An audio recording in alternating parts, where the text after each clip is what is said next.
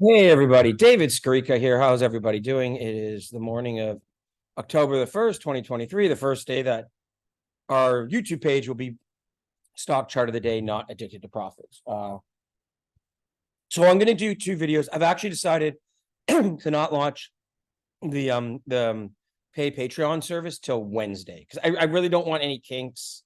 I really want it working best, and you'll get these videos for free anyhow. So that's really no big deal. So it'll be Wednesday, Thursday. I'm not going to set it in stone, but it will definitely be by Wednesday or Thursday.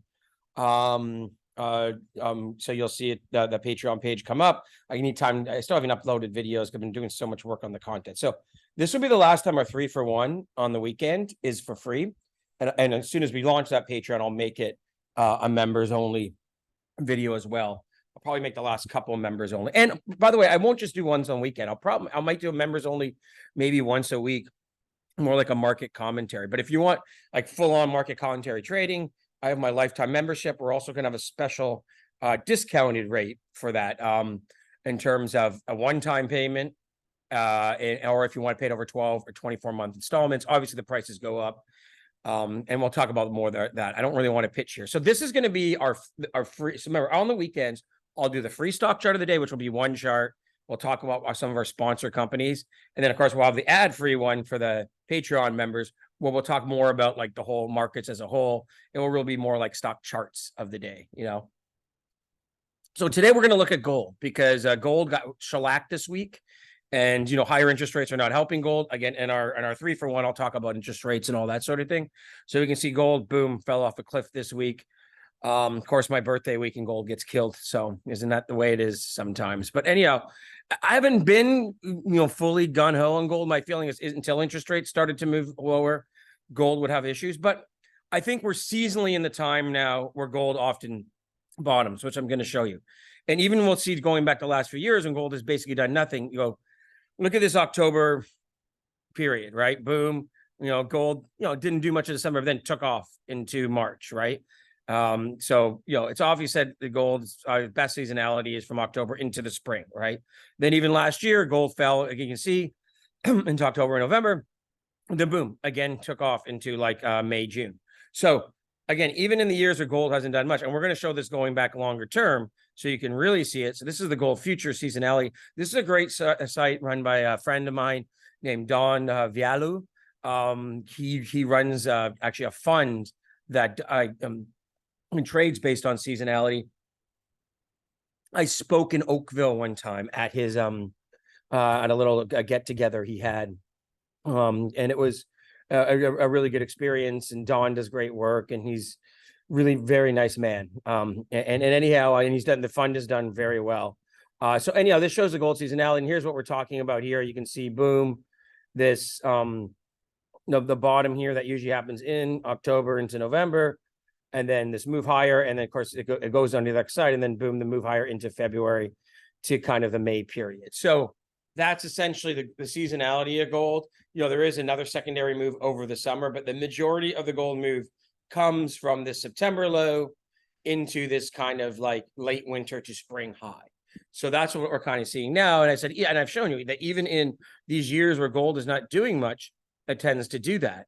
And part of the reason is you have the Indian gold buying season into the holidays, into the winter. And, we all know the Indians they are huge buyers of gold. So that's always lifted some fundamental demand. That's part of the reason for the seasonality going back so far. But if we go back 20 years, and we'll zoom in close on some of the really good years in gold. Like let's look back, for example, to the bottom in gold in early 2000s. 1 second. Here, we'll get the start date. We'll go 2000, and then we'll go to 2001. Now, there was a secondary bottom in gold. Now, this was a little strange because you could see gold actually after it bottomed here, but the gold stocks bottomed here. There was a move lower into the spring. But again, if you would have waited to the May period, gold had that spike, and then that was during 9/11. There was another spike. So gold basically moved from 265 to over 290. Roughly that's about a 10% move. And the gold stocks, though, and they have the same seasonality, by the way, they did even better. You can see that was a sign gold had bottomed, by the way. In that February low in gold, they were nowhere close to that February low. And you can see the gold stocks, the HUI, almost doubled in just that 6-7 month period. So that's the kind of thing I think we could find here. And again, if I'm going to show this more in my pace description. I'll show you the kind of similarities between now and interest rates now in the stock market in 2000. So that will be in the 3-for-1, which is will be free this weekend, but we locked up by the time we launch our Patreon. But anyhow, so you can see that here. So I just think that we are nearing this kind of bottom in gold. And even if we go back, let's go back to say that was like the bottom in gold. But let's go back to like 2015, 2016, when gold basically I'd seen a multi-year decline. A major decline. Again, gold bottomed this time. It wasn't October. None of this is going to be perfect, right? But it's October, November. Bottomed in November, based in December. Boom, took off into May. Actually, this time it continued to rally into June. Gold went from 1050 to 1350. That's a move of over $200, nearly 20%. And again, if we look at the gold stocks, you can see the HUI index went from 100 to 280, so almost tripled in price. And we can see those huge moves in both 2000 and 2016. And there's a million other examples I can give you. Maybe, again, for the paying Patreon members at some point, I will go into that. But I just want to show you the basics here. If you want to go, I guess the last one I'll look at is, we'll look at 2008, when the stock market crashed and gold crashed with the stock market, and then gold rallied. So you can see here, I probably have to go a little back a little further in 2008 so you can really see that gold crash.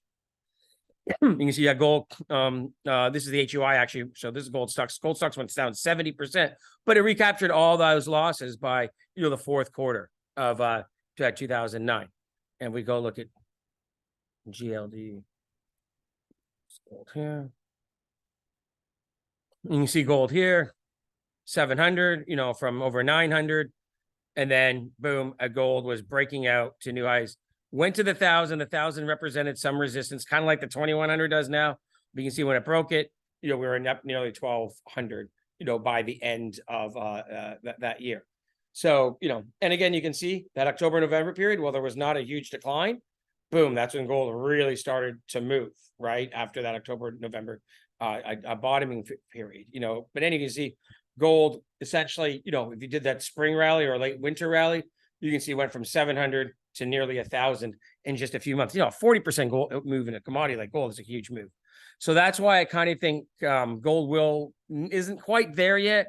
If we look at, again, let's go back and look at the current gold chart. I think that gold may have to go to 1,800 or so before we see a bottom. I guess it could go to 1,600, make a double low here. I don't think it's going to go that low, but it may have to go to 1,800 over the next month, especially if there's some kind of sell-off in the stock market, which kind of takes everything down with it. And one thing I'm going to show in the 3-for-1 video is how we're going to need the Federal Reserve to begin to turn around here, and begin to stop raising interest rates for gold to have a good move. And I'm going to show the end of some other Fed tightening cycles and how that really helped gold. So in the 3-for-1 special. So anyhow, so we got 3 companies here that are, and one is not a gold company and had some amazing news. It's actually a company I haven't talked about in a while, one of my sponsor companies, because they hadn't had news in months, right? But anyhow, but the news they had is outstanding. So this is Goldshore, and Goldshore is trading at around 12, 13 cents.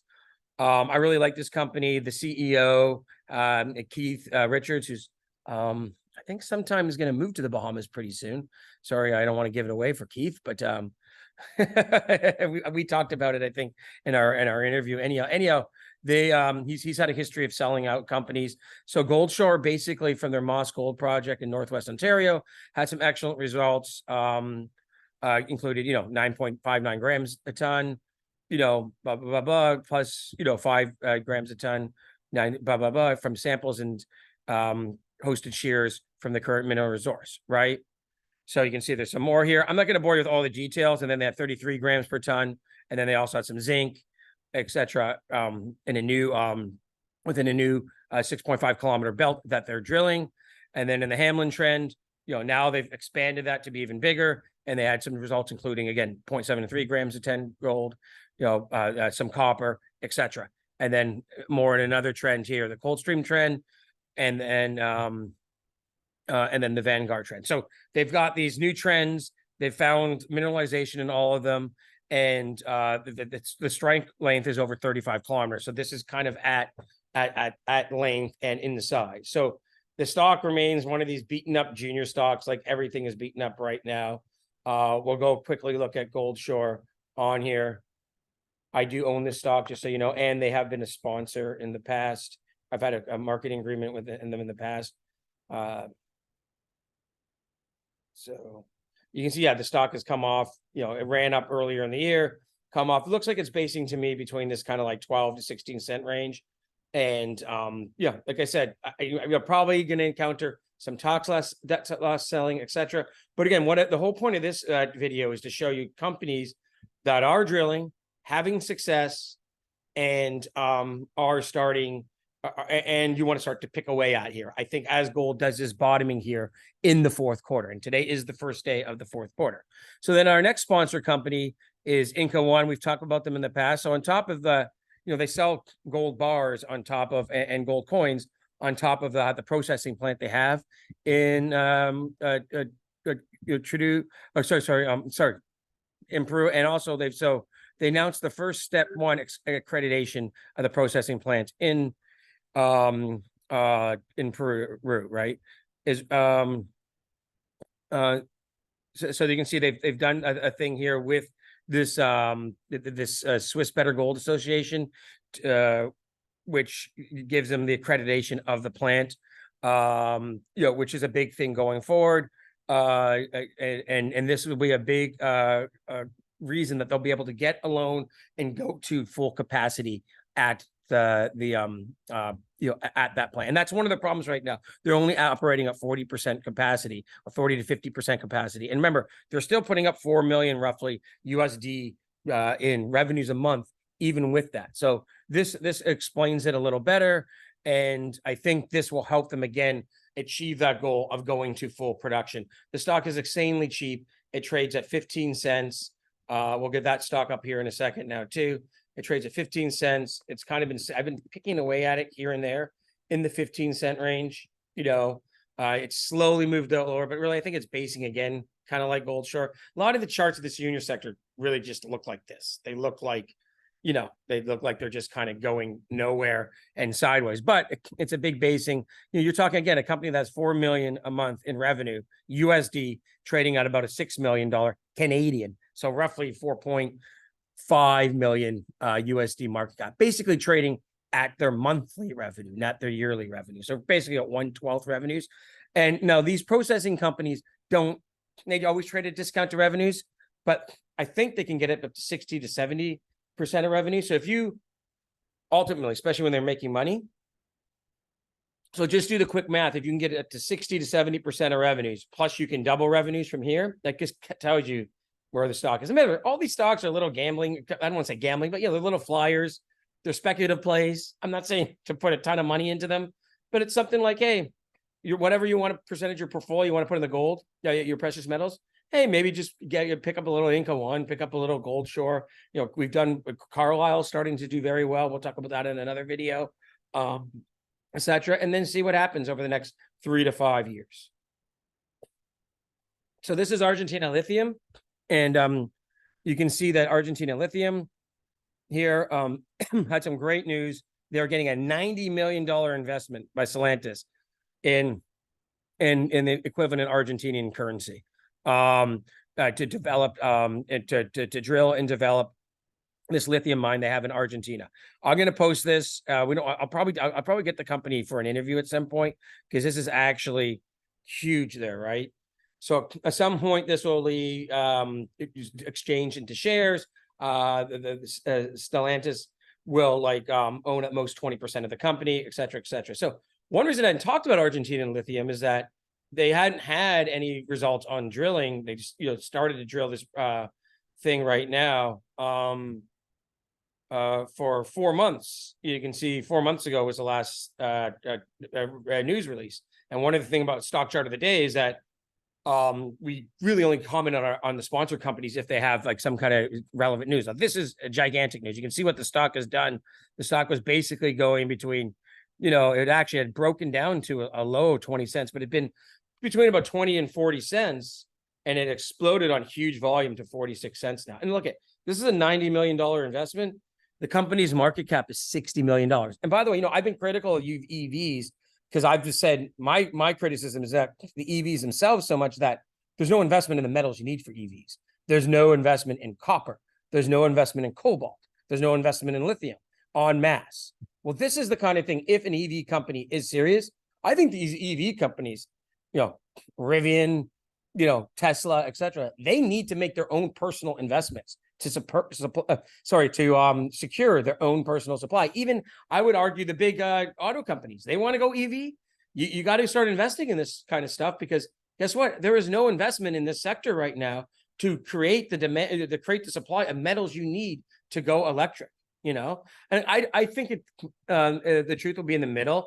I don't think EVs are going to be a total bust, but I don't think they're going to take over the entire fleet of cars that we drive. But they could end up representing 20% of cars on the road, especially in cities when you don't have to do driving, long distance driving, etc. So anyhow, this is excellent news. I always hate to chase stocks, but with a $90 million investment, only $60 million market cap, this is something you might, again, toe in the water kind of stuff, and etc. So it's great news from them, and it's nice to see it because the junior mining sector, even the lithium juniors, have been mostly pretty awful. So it's great to see this from Argentina Lithium. And then you're going to have this combined at twofold, where it looks like the right-wing party in Argentina is going to have a landslide in the next election. There's just some scandal with some socialist minister in Argentina basically posting almost like a sex video online on Instagram, partying on a yacht in Spain while 50% of the country lives in poverty. That's your, as Johnny Rotten calls them, that's your champagne socialists. Anyhow, so I'm going to leave it at that. I hope you really enjoyed this. This gave you, this is why I have sponsor companies too, because obviously we're going to have the Patreon thing, but they also help keep this thing moving. Yeah, today it was pretty good news in these sponsor companies as well. And we'll talk about CCC this week. They closed their financing, obviously, and it's doing very well. They've got some good backers. I really like Morgan Good, the CEO. That's one I think is going to do very, very well for us going forward. Like, and I've told you, every once in a while, I get that gut feeling about a company, and that's kind of the one. Obviously, I wish I would also had it about Argentina Lithium, because to be honest with you, even though they're a sponsor company, I haven't owned anything in it. But again, I might put my toe in the water in the coming months here. Let's just see it. Let's just see if it's going to consolidate around here. And this is the kind of company that if you did get some kind of correction or tank in the stock market, it would probably get taken with it, and you could use that as an opportunity to average in. So this is our free stock chart of the day. And I'm going to stop this video, and then I'm going to do my my pay stock chart of the what will be the 3-for-1, which will eventually be pay. And we're going to talk a little more on that one in detail about that kind of gold seasonality, about the relation to interest rates. I think that will be basically the themes of the I don't even want to call it the 3-for-1.